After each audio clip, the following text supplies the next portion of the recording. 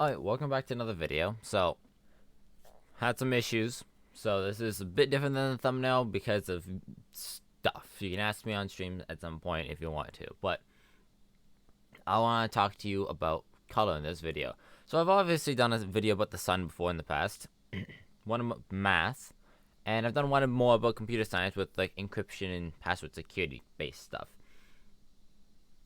And this time I want to change it up. I want to go completely theoretical. So that means everything I say in this video is just something I thought of.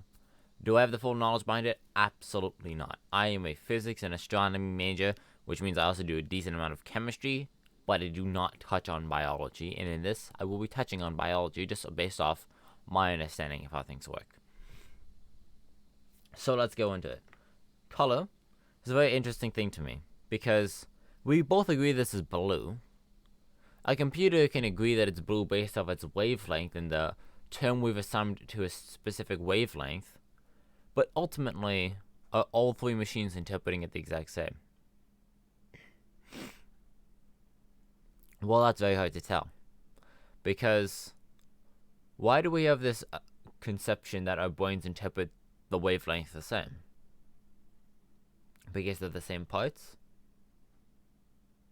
Let me bring up another example that might make it more clear on kind of how I'm thinking. You and your friends set with identical PCs, you both install Windows 10. The exact same version of Windows 10, Windows 10 Home or Pro, I don't care. There's very few differences between the two. After a year, are the PCs running the same? Do they have the same files? Do they have the same applications? No, I think it's fair to say they would not have the same applications or even components. One of the PCs will be more damaged than the next PC. One of the PCs might be dusty, the other one might be clean. Ultimately, they're not running the same anymore. Sure, they have the same parts, but they're not running the same. One's going to be slower than the next, almost a guarantee. So, why do we have this conception that our brain must interpret something a certain way? PCs we designed so they will interpret things the exact same way because they can't learn and comprehend what we're trying to make them do. We didn't design our brains. So why do we assume that this wavelength that we're seeing from the object, this pen in this case, is actually the exact same for both of us? What if it's completely different? And I know where people are colorblind. My understanding of people being colorblind is they either can't see a color or one of the colors is very, off for them. Well, only one color being off is easy for us to pick up on. I'm not talking about one color. I'm talking about the entire spectrum. So we have obviously the electromagnetic spectrum, but I want to focus on the visible light in that, okay? Take the visible light, put an axis dead center, spin it. It gets perfectly flipped. Can we tell a difference? From everything I can think of, everything I've worked out, no. Not at all. I don't know if there's something in our brains, in our, I believe they're called rods, because we have a whole bunch of color receptors and stuff at the back of our eyes and whatnot. I don't know if you can tell from there, but even then, that's a lot of work just to test every single person to see if someone sees it differently. That's one of the possibilities. Another one, take the primary color wheel and turn it a third of the way around. Obviously, although the colors would have to rotate with it, would we ever be able to tell? Now, maybe I'm thinking deep about this, but I find it quite fascinating that we don't have a solidified way of checking. Because to me, or at least in my head, this is a situation of self-reference. Now, when I'm going to explain self-reference, it's going to seem dumb. You're going to go, that's just stupid. But it happens all the time, especially when you get to high-level math or sciences, because it's so easy to define something else, and it's not just like a one-way self-reference. It's like, this defines this, that defines this, that defines this, that this was previously defined by this, which defines this, which defines this, which actually is what we defined that with. And you create this entire loop. But it is self-referencing because it's defining itself then. So, A perfect example of this is if you wanted to do a definition of the. I'll give it one for it now. It's used in the sentence to fill the spaces. It's a pretty shit definition, but I think it's the point across. You just define the with the. That is the most useless definition you could ever think of. It's like if I'm explaining velocity to you and I'm like, oh, it's just speed with a vector, and you go, okay, well, what's speed? Oh, but it's velocity, just not without a vector.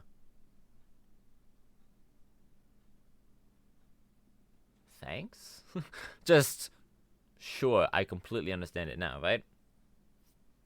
But that's color to me. Because the way you learned color when you were younger, someone held this up and went, blue. They held this up and went, it's green. Maybe they held this up and went, orange? Sure. Light blue. Red. Black? I guess you could even argue that's more yellowish than orange. But regardless, point being is you still held something up, showed someone a color, and told them what that color is. Now, granted, we probably should do it that way because we have the entire visible light spectrum that we have certain wavelengths assigned to it. Which that makes sense. Which something that doesn't make sense with color is when people call white or black shades. Alright, I would accept one of them being a shade, they both can't be a shade. Depends on how you want to define what a color actually is. Because when we see this blue, that means it's absorbing everything besides this blue, ironically. So this is actually everything besides blue. Blue is just reflecting off of it. Okay, that's a bit weird. But it's true. But when something's white, it means everything's reflecting off of it.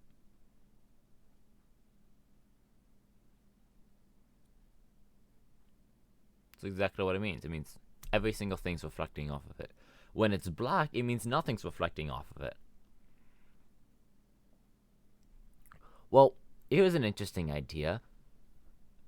You can't argue combining colors is not a fair color. You can't. Because think of how we define all our colors on a computer. RGB, red, green, blue. Which, no, that's not every single possible color our eyes can see. But it's a good fucking chunk. Which it contains everyone's favorite colors. Guaranteed. So if you're going to argue combining colors, so in this case, white is a shade. Turquoise is a shade.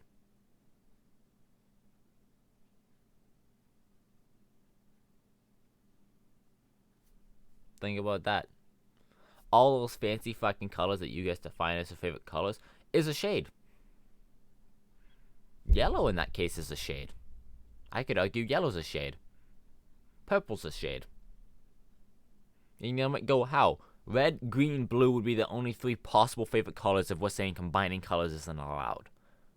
Go open up Photoshop. Go open up any software you want. They either work off red, green, blue, or cyan, magenta, yellow, and key, which is actually just black. CYMK. CMY. Is it CMYK or CYMK? Why do I forget that? Whichever order it's in, those are the four colors then. Those are the only four colors, which yes, it has more color options. But that's it. You can only use those four colors.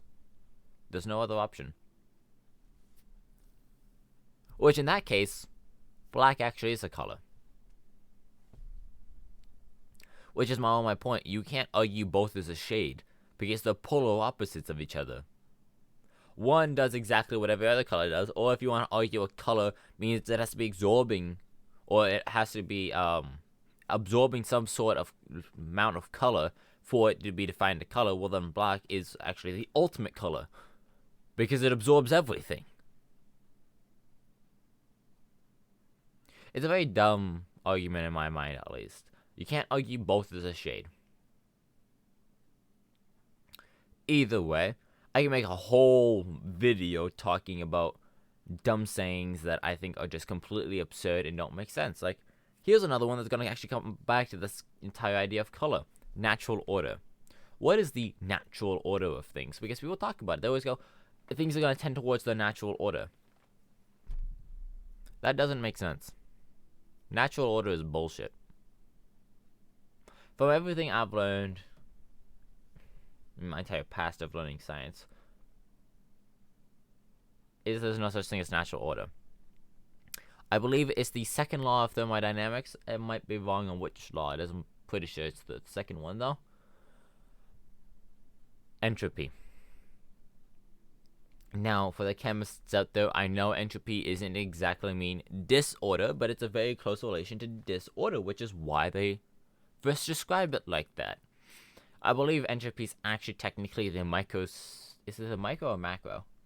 I believe it's the micro states of a given system, and pretty much how many different configurations that thing could pertain to. Either way, it gets very complicated and very quickly. Let's not go into it. But the first thing you're going to learn about entropy is that it mainly describes the disorder of a system. Second law of thermodynamics states that the entropy of the whole universe must stay the same or increase. It is not possible for it to decrease, according to all the laws. And honestly, the thermodynamic laws are as sturdy as the idea of me dropping the pen and following those same laws. The same laws that keep your car moving. The same laws that get used everywhere. So you can't argue that. Well, entropy is not a perfectly accurate representation of disorder, but to me that means like the universe is actually becoming more chaotic, not more ordered. There's becoming more and more options and configurations of everything. Further point, because I'm not just going to provide one example. Let's go into quantum mechanics. Now, obviously, we don't have a way to bring this to like general relativity, which I can make a whole video about general relativity. It's quite fascinating, but we have quantum. We can't link that to the massive objects, but what we know with quantum is we have a wave equation, Schrödinger's wave equation.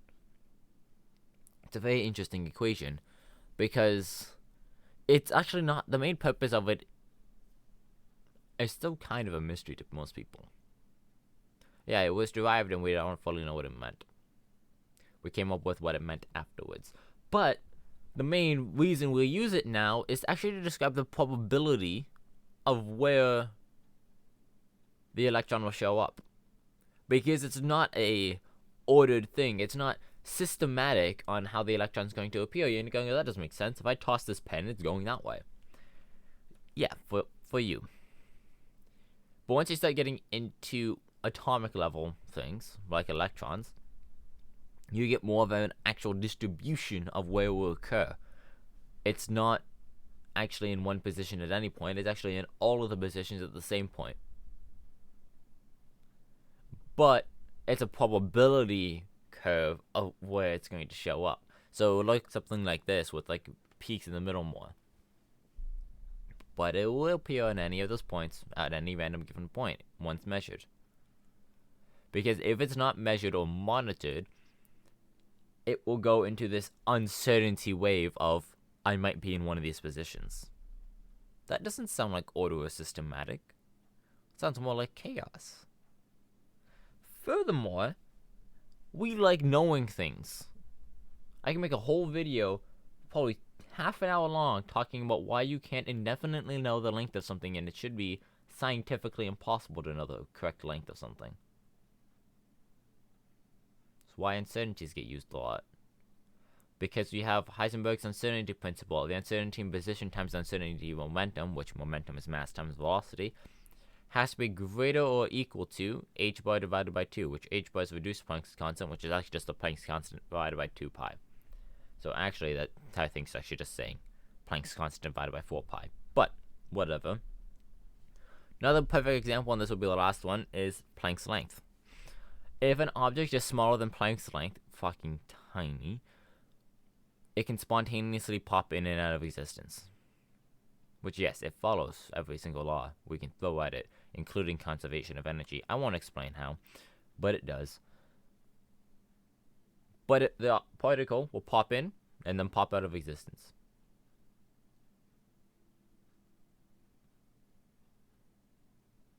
That doesn't sound ordered to me.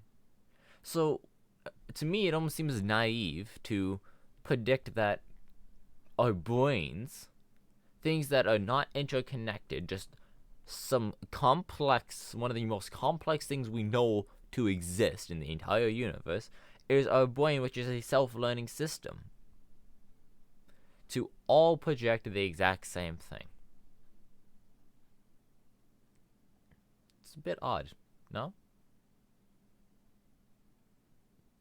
At least to me, it seems a bit absurd to try to go,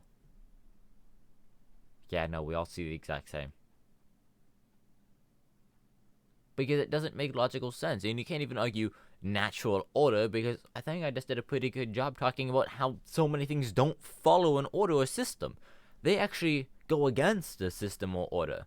It's humans that like order and system, not nature. Humans are the one that actually, I believe psychologically has been proven, needs order, needs some sort of systematic way of doing things. Not nature. Nature is an absolute shit show. It's an absolute free-for-all once you start learning about it. But that's why I find this so interesting, because once we start getting into something like, is this pen cap blue? The argument comes up is, yeah, the wavelength is blue, but do we actually perceive it all the same? And now I haven't been able to think of an experiment to prove this, because computers don't know color. They know wavelength. And even if so, how would you interpret what their brain's interpreting? Because you can't just pick up on the wavelength that they're seeing and you both go, yeah, it's blue. Because that's not my argument here. My argument is the wavelengths are the same throughout the entire thing. The wavelengths aren't changing. It's the colors that are changing with that wavelength. Maybe there's some advanced science thing that I don't know about, that the wavelengths actually must project that color for some reason in our eyes. I don't know. That would be way out of my entire knowledge, and way out of something I would even ever learn. I would never learn about that, because I'm a physics major. But the whole idea or conception that we all immediately have the exact same visual representation of a color is quite interesting to me, because it's something we've thought of and only created in our head, which there's lots. Which originally I was going to do this in 2 parts and make it so I was talking about color and then something else afterwards, but I've chosen to dim it down so it's not a 40-minute video, instead just a 20-minute video, because I didn't feel like it got a representation of the second part, because it's a lot cooler. Because that's talking about multiple dimensions of space and time and our perception of actually the different dimensions, which is quite interesting, I think. But that's going to be it for today. Like the video if you enjoyed it, dislike it if you didn't. I want to know your thoughts on this. Or if you have any articles to either prove or disprove, please leave it below, especially if you have something to disprove. I don't want to be conveying incorrect information.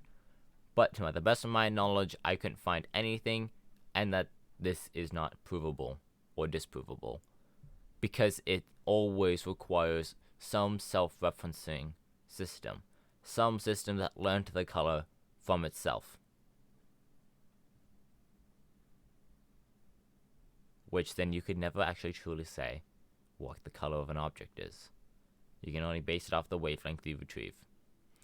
Either way, like I said, like, subscribe, dislike it if you didn't like the video. Always want honest feedback. Again, leave anything in the comments if you have anything to add to this, and I'll be pinning things that I go through and check and go, oh yes, that is indeed correct. But that's it for me today. I'll be here next Wednesday at 5 Eastern again with another video on whatever I think is best to record then. Till then.